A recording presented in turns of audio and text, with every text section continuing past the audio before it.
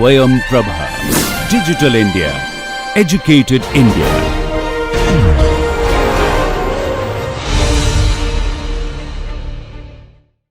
So, if you look at the shear flow in NEMD simulations, simple planar shear flow, we discussed a method known as Lees-Edwards method, which is basically a boundary driven flow.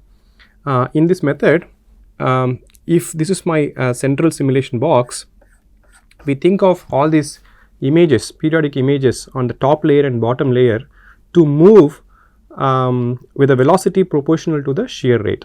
For example, all the top layer here are moving with a particular velocity to the right, and then all the bottom layer move to the left in the opposite direction with the same velocity. And whenever a particle in the central simulation box were to cross the boundaries on the top or at the bottom, we basically take care of the shear effects when the particle enters the other side. On the other hand, when the particle actually escapes on the left or the right on the same layer, we just do the same kind of periodic boundary condition that we used to do for equilibrium NEMD simulations. Whereas when a particle moves from to the top boundary box, we saw that how to derive the new position for a particle that escapes at the top. So, apart from simply subtracting the box size, box edge length L, so that would mean if this particle goes here and then we subtract the y component of the position by a value of L, then this particle would have actually come right here in a equilibrium condition. But now we are doing a non-equilibrium simulation where there is a relative flow.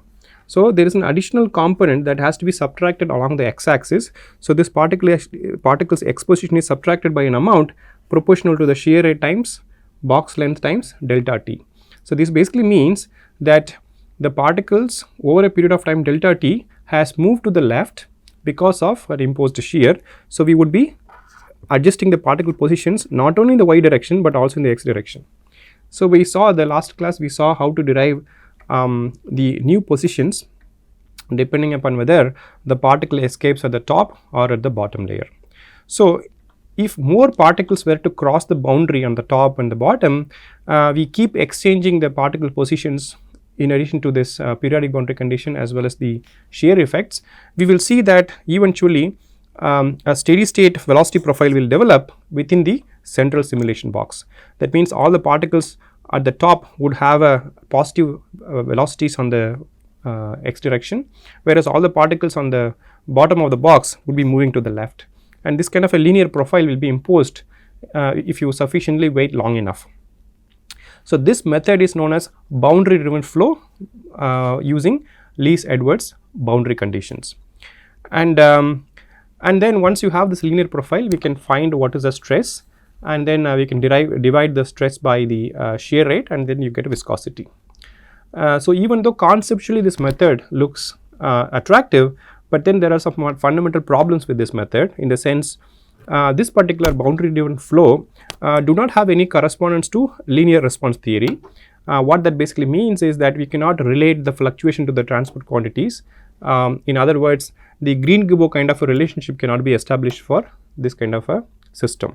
So, the link to the statistical mechanics is broken because of the way that this shear is in an ad hoc basis. So, we do not have a sound theoretical basis to analyze the results. And then if you also look at the time it takes for the steady state velocity profile, it takes so long to get the velocity profile to develop. So, you have to do a lot of simulation for a long time, and until then you have to do the simulation for long enough to get this linear velocity profile. So, these are the two limitations with Lees-Edwards boundary driven flow. So, as an alternative to this particular method and to do it more rigorously with the link to statistical mechanics, modifications are done in the equation of motion itself so as to impose the shear. So, we are going to look at one particular algorithm where the equation of motion itself is perturbed by adding few terms so as to mimic the effect of the shear, and such a modification will have a relationship to statistical mechanics as well as linear response theory, and we have to take care of the periodic boundary conditions there as well.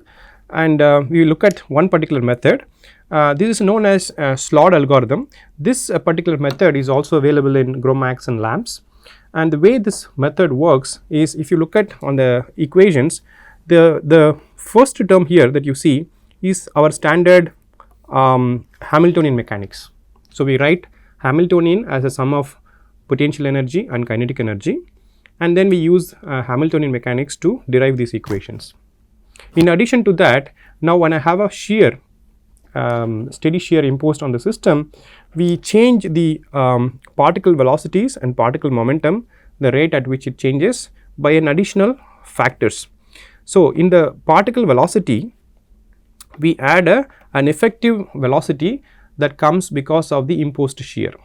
So, what this means is, if I have a simulation box, we know that the velocity profile should have this kind of profile. So, any particle in the system, depending upon its y coordinate, would have different amount of velocities because of the imposed shear. So, the way we do this SLOD algorithm is, we start with our standard Hamiltonian mechanics and add additional terms so as to mimic the effect of imposed shear. The effect of imposed shear in the simulation box is that, depending upon the y location of each particle, there is going to be certain velocity in the positive x direction and the negative x direction. So, we are going to look at that and then add the correction to this term is basically r dot del u, where this del u is basically the second order tensor that's basically gradient operator operated on the velocity and then taken a dot product with particle positions. So, this particle position Ri is basically the ith particle's position in the laboratory frame, and when you do r dot del I, this basically gives an effective velocity because of the background shear imposed on the system. Similarly, if you look at the momentum, so here Pi is a peculiar momentum of the ith particle. So, what is mean by peculiar is that it is coming only because of thermal effects, not because of the imposed shear. So, to effect of the imposed shear, we have an additional acceleration term that is given as P dot del u, and this del u is basically will take care of the how much extra force is acting on the particle right here that will change its acceleration. What this basically means is that if a particle escapes from one layer to another layer, it is going to change its velocity. That means there is going to be some acceleration. This term basically mimics what is that acceleration that is added up to the system. So, in the SLOD algorithm, what we are trying to do is, we take the standard Hamiltonian mechanics applied for equilibrium system and then add an effective velocity and effective acceleration or the effective force via the imposed shear. So, this particular approach apparently it yields the correct nonlinear response to the shear flow, and it can also be shown that this equation of the equation of motions conserves momentum and it produces the required velocity gradient, and along with this we have a boundary condition, so that whenever we have to take care of the re-entry properly. So, now let us look at in detail by having a particular shear field and then how these equations actually get modified. So, this is our standard equation of motion with a flow. Now, suppose I have a very simple planar shear where the flow in the x direction and the gradient in the y direction. So, for this case, this del u can be as a tensor here, this can be defined here, and it can see that there is only one non-zero term and all the other terms are 0. This gamma here is a shear rate defined as dou v rx by dou v ry. This basically means along the direction of the y direction, how the particle's x velocity changes, that is given by the shear rate. So, now we can actually calculate what is this term r dot del u and what is p dot del u for a given shear field. The way in which we shear the system will be encoded in the del u term. So, in the planar shear, which is very simple shear flow, only the one term is actually non-zero. So, now we are going to write this to find the r dot del u, we write everything in a component forms. For example, this r is a vector. So, I, j, k are the unit vectors in x, y, z direction. Rx, Ry, Rz are the x component, y component, z component of the particle position R. We are talking about for a particular particle I. Similarly, this del u is a tensor. You can see that I have written in terms of component form II, Ij, Ik, Ji, Jj, Jk and so on. So you can see that only non-zero term is this and all the other terms are 0 because of the way we have defined our shear. So when you do this dot product of R dot del u, you will see that the product of only this and this term will be non-zero. So you will get R dot del u as R over times gamma times I cap. So this basically means the R dot del u is an effective velocity only happens in the x direction, and how much that is given by the position y position of the particle times the gamma. So when I substitute for R dot del v using this expression for a simple planar shear, we see that the particle's I velocity is basically changed by an amount only along the x direction. Okay. So that means when a particle actually is in a given shear field, it's only the x component velocity is affected and the y component, z component velocities are not affected. Okay. So because of that, we see this only this I cap here. Only the x component velocity is affected by an amount equivalent to the particle's y coordinate times the shear rate. Similarly, we can also calculate what is the effective acceleration or effective force, which is P dot del u. So we again write in component forms Pxi, Pyj, Pzk and then the del u term, and again only the non-zero terms would be the product of these two, and then you can show that the effective acceleration is nothing but Py gamma times the I cap. So when I go and then substitute it here, you get the effective acceleration is again only on the x direction because of the imposed shear, and the amount of acceleration is given by the p the momentum in the y direction times the gamma that is going to be affected.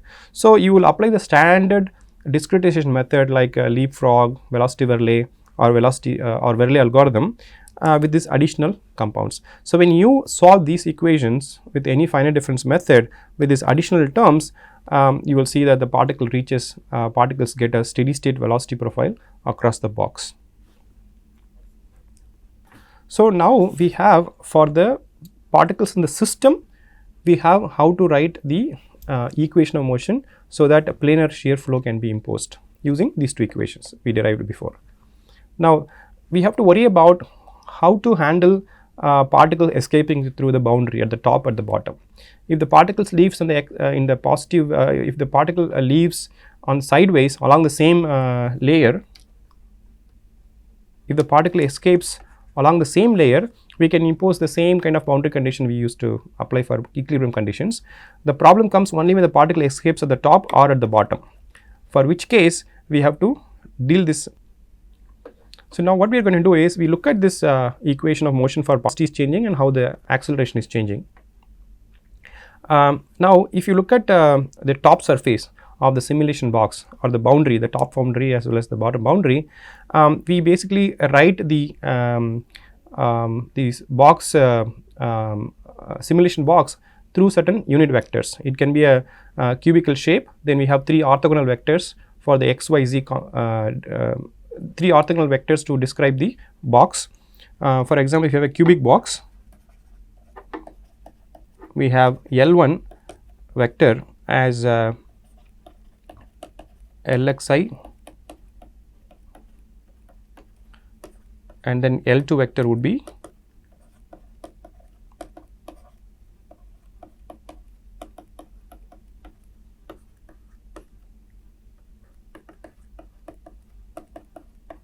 so this is basically set of orthogonal vectors that dictates how the particles so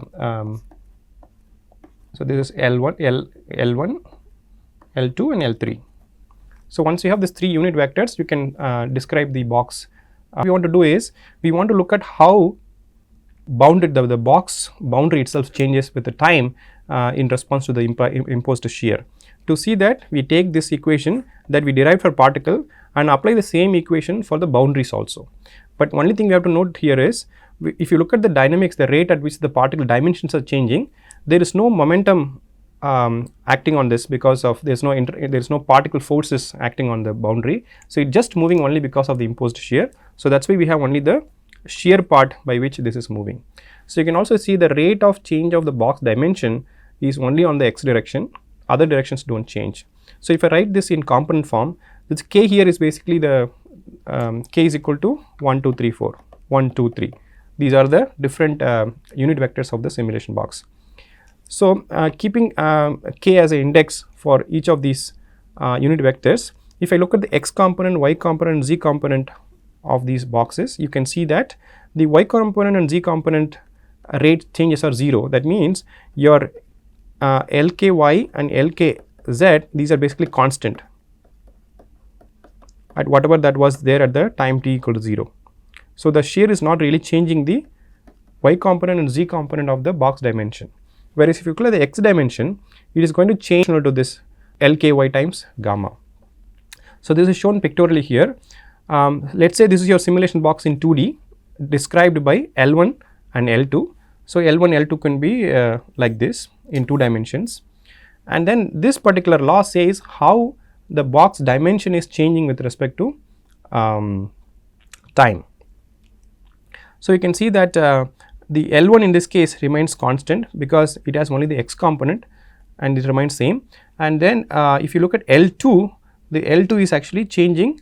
So initially it was here, and this dynamics will tell you that as another time t, this L2 would have become slanted. Initially it was orthogonal along the y axis, but now with the time the x component of the L2 is changing, so it is going to be like this.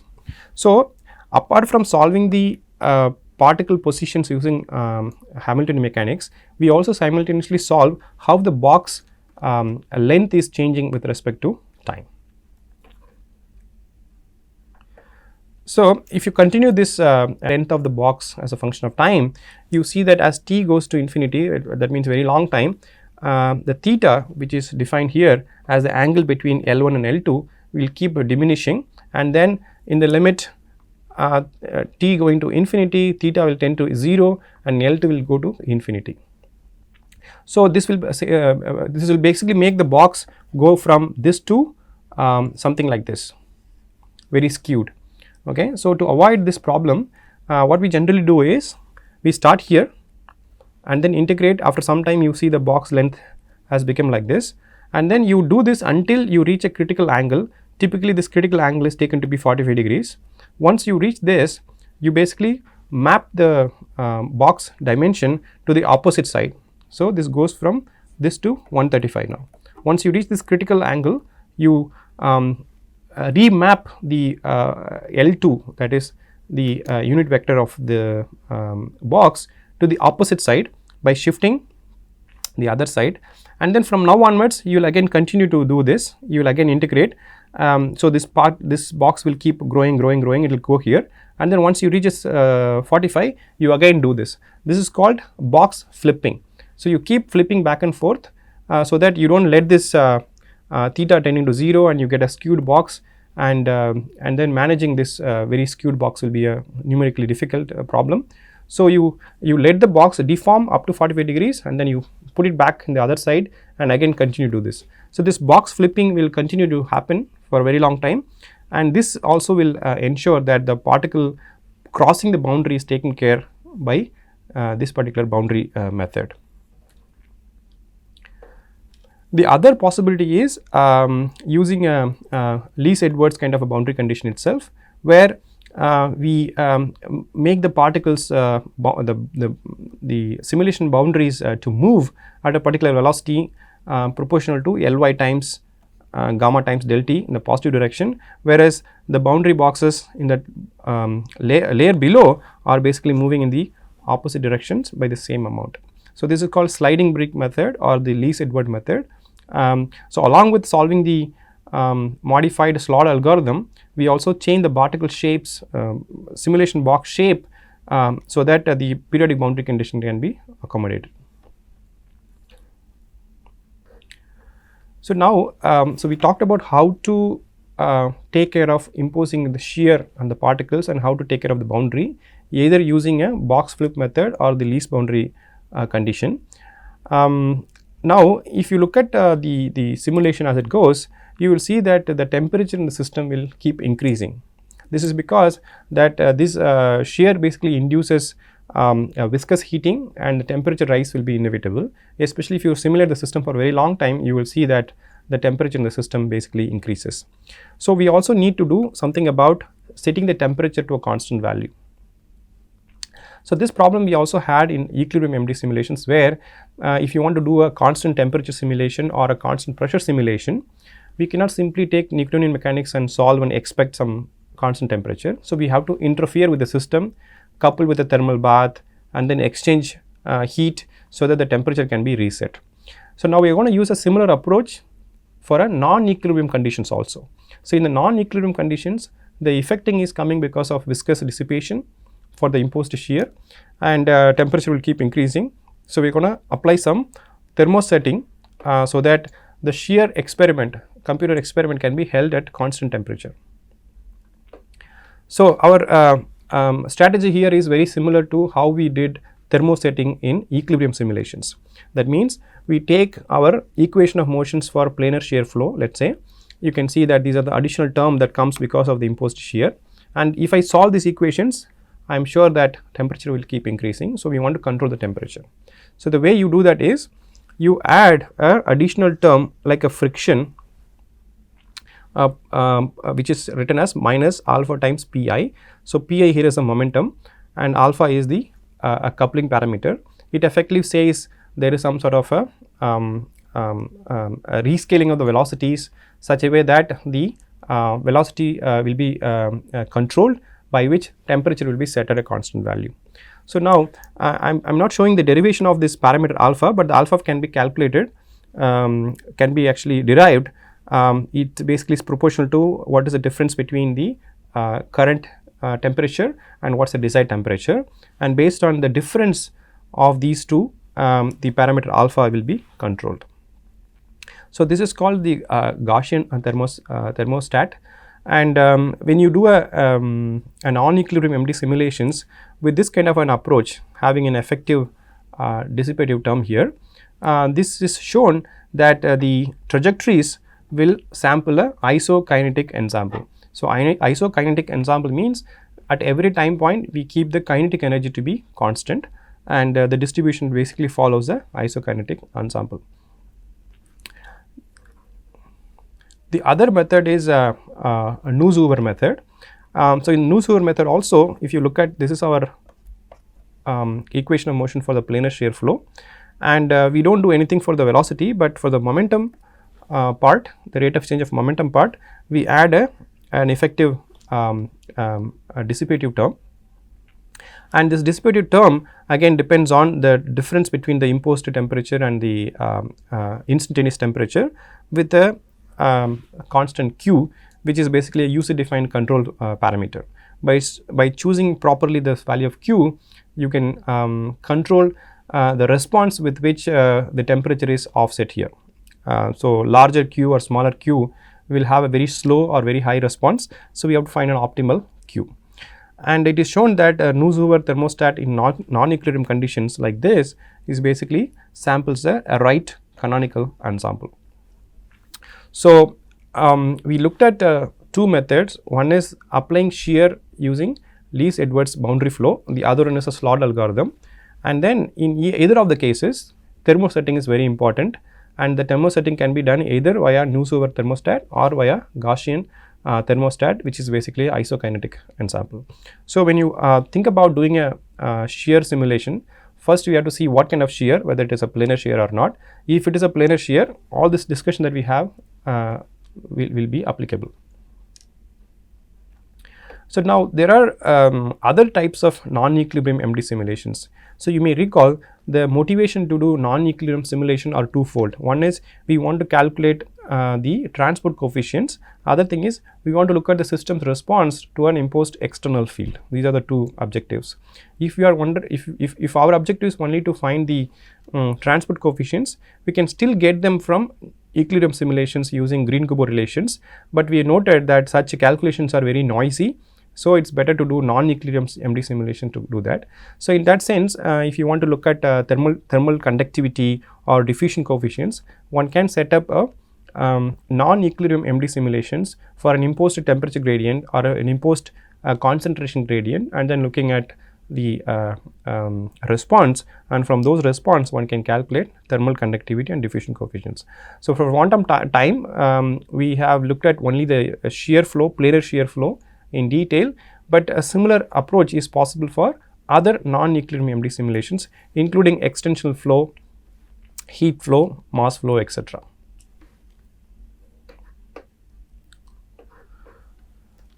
So, with that, so we like to summarize that we looked at a new algorithm known as SLOD algorithm for doing MD simulations for planar shear flow. And the important aspect of the SLOD algorithm is that we change the particles velocities and accelerate shear, and then the condition effect, so that when the particle whenever the particle leaves the simulation box at the bottom or at the top, it has to be put back by the right changes in the particle positions and velocities. So, it can be done either by least Edwards boundary condition or through this box flipping method. And then in addition to that, we also have to take care of the thermosetting of the system, and it can be done either via Nusshoover method or by simply scaling the velocities via a Gaussian thermostat.